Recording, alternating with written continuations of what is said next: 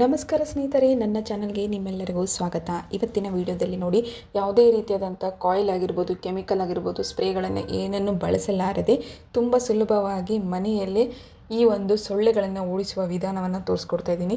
ಅತಿ ಸುಲಭ, ಎಷ್ಟು ಖರ್ಚು ಕೂಡ ಬೇಕಾಗೋದಿಲ್ಲ, ತುಂಬ ಈಸಿಯಾಗಿ ಮಾಡ್ಕೋಬೋದು. ಹಾಗಿದ್ರೆ ಬನ್ನಿ, ತಡ ಮಾಡೋದು ಬೇಡ.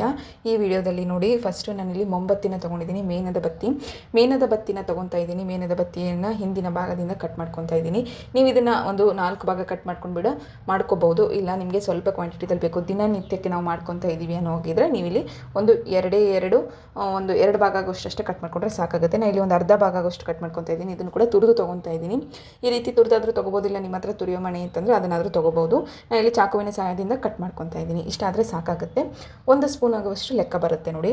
ನೆಕ್ಸ್ಟ್ ಬಂದುಬಿಟ್ಟು ಮೇಯ್ನಾಗಿ ಸೊಳ್ಳೆಗಳನ್ನು ಓಡಿಸೋದಕ್ಕೆ ನಮಗೆ ಬೇಕಾಗಿರೋದು ಏನಪ್ಪ ಅಂತಂದರೆ ಇಲ್ಲಿ ಸಾಸಿವೆ ಎಣ್ಣೆ ಏನಿದೆ ನೋಡಿ, ತುಂಬ ಅಂದರೆ ತುಂಬ ಉಪಯೋಗ. ಇಲ್ಲಿ ಬೇರೆ ಎಣ್ಣೆ ಯಾವುದನ್ನು ಕೂಡ ಬಳಸಬಾರ್ದು. 1 ಸ್ಪೂನ್ ಆಗೋಷ್ಟು ನಾನಿಲ್ಲಿ ಸಾಸಿವೆ ಎಣ್ಣೆಯನ್ನು ಬಳಸ್ತಾ ಇದ್ದೀನಿ. ಅದಕ್ಕೆ ನಾನಿಲ್ಲಿ ವಿಕ್ಸನ್ನು ಯೂಸ್ ಮಾಡ್ಕೊತಾ ಇದ್ದೀನಿ. ವಿಕ್ಸ್ ಒಂದಿದ್ರೆ ಸಾಕಾಗುತ್ತೆ, ಸೊಳ್ಳೆಗಳನ್ನು ಈಸಿಯಾಗಿ ಓಡಿಸ್ಕೋಬೋದು.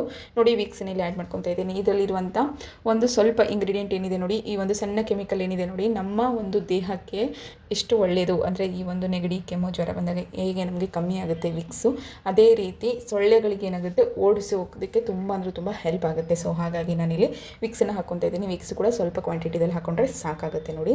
ಜಸ್ಟ್ ಕಾಣ್ತಾ ಇದೆ ಅಲ್ವಾ, ಒಂದು ಚಿಟಿಕೆ ಎಷ್ಟು ಹಾಕ್ಕೊತಾ ಇದ್ದೀನಿ. ಇದಿಷ್ಟನ್ನು ಹಾಕ್ಕೊಂಡ್ಬಿಟ್ಟು ಒಂದು ಚೆನ್ನಾಗಿ ಕಲಿಸ್ಕೊಳ್ಳಿ, ಒಂದು ಸ್ಪೂನಿನ ಸಹಾಯದಿಂದ ಚೆನ್ನಾಗಿ ಕಲಿಸ್ಕೊಳ್ಳಿ. ಅದಾದಮೇಲೆ ಇದನ್ನು ಒಂದು 2 ನಿಮಿಷಗಳ ಕಾಲ ಹಾಗೆ ಬಿಟ್ಬಿಡೋಣ. ಇದನ್ನು ನೀವು ಬಿಸಿಲಿಗೆ ಏನಾದರೂ ಮಾಡ್ಕೊತಾ ಇದ್ದರೆ ಬಿಸಿಲಿಗೆ ಇಟ್ಬಿಟ್ರೆ ಸಾಕು, ಅದಂಗೆ ಅದಕ್ಕೆ ಕರಗಿಬಿಡುತ್ತೆ. ಇಲ್ಲ ಅನ್ನೋ ಆಗಿದ್ರೆ ಗ್ಯಾಸಿನ ಮೇಲ್ಗಡೆಯಿಂದ ನೀವು ಇದನ್ನು ಮಾಡ್ಕೋಬೋದು. ಈಗಂತೂ ಮಳೆ ಸೀಸನ್ನು, ಮಳೆ ಮತ್ತು ಚಳಿದಲ್ಲಿ ಸೊಳ್ಳೆಗಳು ಹೆಚ್ಚಾಗ್ತಾ ಹೋಗುತ್ತೆ. ಹಾಗಾಗಿ ಕಂಪಲ್ಸರಿ ನೀವು ಮಾಡ್ಕೋಬೋದು. ಸಣ್ಣ ಮಕ್ಕಳು ಇರ್ತಾರೆ ಮನೆಯಲ್ಲಿ, ವಯಸ್ಸಾದವರು ಇರ್ತಾರೆ, ಅವರಿಗೆ ಯಾವುದೇ ರೀತಿಯಾದಂಥ ಕೆಮಿಕಲ್ ಸ್ಪ್ರೇಗಳು ಯೂಸ್ ಆಗೋದಿಲ್ಲ.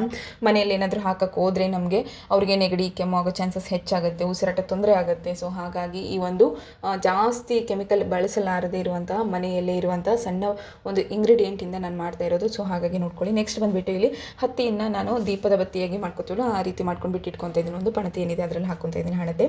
ನೆಕ್ಸ್ಟ್ ಬಂದುಬಿಟ್ಟು ನೋಡಿ, ಈಗ ಇದನ್ನು ಕರಗಿಸ್ಕೋಬೇಕಾಗತ್ತೆ. ಇಲ್ಲಿ ನಾನು ಇದನ್ನು ಒಂದು ಸಣ್ಣ ಫ್ಲೇಮ್ನಲ್ಲಿ ಇಟ್ಕೊಂಡು ಕರಗಿಸ್ಕೊತಾ ಇದ್ದೀನಿ. ಜಾಸ್ತಿ ಜೋರಾಗಿ ಇಟ್ಕೊಂಡ್ಬಿಟ್ರೆ ಸೀದ್ಬಿಡುತ್ತೆ. ಸೊ ಹಾಗಾಗಿ ಸುಮ್ಮನೆ ಕರಗಾಗುತ್ತೆ, ಅದ್ರ ಬದಲು ನೆಸೆಸಿಟಿ ಇಲ್ಲ. ನಿಮಗೆ ಒಂದು 2 ಸೆಕೆಂಡ್ ಫ್ಲೇಮ್ನ ಹೈ ಮಾಡ್ಕೊಂಬಿಡಿ. ಫಸ್ಟಿಗೆ ಸಣ್ಣಗೆ ಇಟ್ಕೊಂಡ್ಬಿಟ್ಟು ಅದಾದಮೇಲೆ ಇನ್ನೇನು ಮುಗಿಯಕ್ಕೆ ಬಂದಿದೆ ಅಂದಾಗ ಫ್ಲೇಮ್ನ ಜೋರು ಮಾಡ್ಕೊಂಬಿಟ್ಟು ಬಂದ್ ಮಾಡ್ಕೊಂಬಿಟ್ರೆ ಸಾಕಾಗುತ್ತೆ. ಈಗ ಇದನ್ನು ಅವಾಗಿಂದವಾಗೆ ಅಪ್ಲೈ ಮಾಡ್ಕೋಬೇಕು. ಜಾಸ್ತಿ ಹೊತ್ತು ಏನು ಬೇಕಾಗುತ್ತಲ್ಲ, ಜಸ್ಟ್ ಅವಾಗಿಂದವಾಗೆ ಅಪ್ಲೈ ಮಾಡ್ಕೊಂಡ್ಬಿಟ್ಟು ಇದನ್ನು ನೀವು ಗಟ್ಟಿಯಾಗಬೇಕು ಅಂತಂದರೆ ಒಂದು 10 ನಿಮಿಷ ಆದರೂ ಬಿಡಬೇಕಾಗುತ್ತೆ. ಈಗಂತೂ ತಂಪಿದೆ, ನೀವು ಎಷ್ಟು 10 ನಿಮಿಷ ಬಿಟ್ಟರೆ ಸಾಕು, ಜಲ್ದಿ ಇದು ಗಟ್ಟಿ ಆಗುತ್ತೆ. ಯಾಕಂದರೆ ನಾವು ಇದರಲ್ಲಿ ಮೇಣಬತ್ತಿ ಹಾಕ್ಕೊಂಡಿರೋದು, ಅದಕ್ಕೋಸ್ಕರನೇ ಹಾಕ್ಕೊಂಡಿರೋದು. ಮೇಣಬತ್ತಿನ ಗಟ್ಟಿಯಾಗಿರಲಿ, ಜಾಸ್ತಿ ಸಮಯ ಇದು ದೀಪ ಉರಿಲಿ ಅನ್ನೋ ರೀಸನ್ಗೆ ನಾನು ಹಾಕ್ಕೊಂಡಿರೋದು. ಸೊ ಇದನ್ನು ನೋಡಿ, ಇಷ್ಟು ಗಟ್ಟಿ ಆದರೆ ಸಾಕಾಗುತ್ತೆ. ಈಗ ಇದನ್ನು ದೀಪ ಹಚ್ಚಿ ತೋರಿಸ್ತಾ ಇದ್ದೀನಿ. ರಾತ್ರಿ ಸಮಯದಲ್ಲಿ ನೀವು ಮನೆಯಲ್ಲಿ ದೀಪ ಹಚ್ತೀರಲ್ವ, ಅದೇ ಸಮಯದಲ್ಲಿ ಇದನ್ನು ಕೂಡ ಹಚ್ಕೊಳ್ಳಿ. ಸೊಳ್ಳೆಗಳು ಬರೋದೇ ಇಲ್ಲ ಸ್ನೇಹಿತರೆ. ಹಾಗೆ ಸಣ್ಣ ಹುಳಗಳಿದ್ರು ಅವು ಕೂಡ ಹೋಗುತ್ತೆ. ಹಾಗೆ ಒಂದು ಪಾಸಿಟಿವ್ ಎನರ್ಜಿ ಮನೆಯಲ್ಲಿ ಇರುತ್ತೆ. ಈ ದೀಪನ ನೀವು ಎಲ್ಲ ಕಡೆ ಒಂದ್ಸತಿ ಬೆಳಗೋದ್ರಿಂದ ನಿಮ್ಮ ಮನೆಯಲ್ಲಿ ಸೊಳ್ಳೆಗಳು ಕಮ್ಮಿ ಆಗುತ್ತೆ. ಹಾಗೆ ಉಸಿರಾಟದ ತೊಂದರೆ ಇರೋರಿಗೂ ಕೂಡ ಇದು ಒಂದು ಒಳ್ಳೆಯ ಪಾಸಿಟಿವ್ ಅಂತ ಹೇಳ್ಬೋದು. ಯಾಕಂತಂದರೆ ಇಲ್ಲಿ ಇದರಲ್ಲಿ ಯಾವುದೇ ಎಕ್ಸ್ಟ್ರಾ ಕೆಮಿಕಲ್ ಇಲ್ಲ, ಏನೂ ಇಲ್ಲ, ಸುಲಭವಾಗಿ ಈಸಿಯಾಗಿ ಮಾಡ್ಕೋಬೋದು.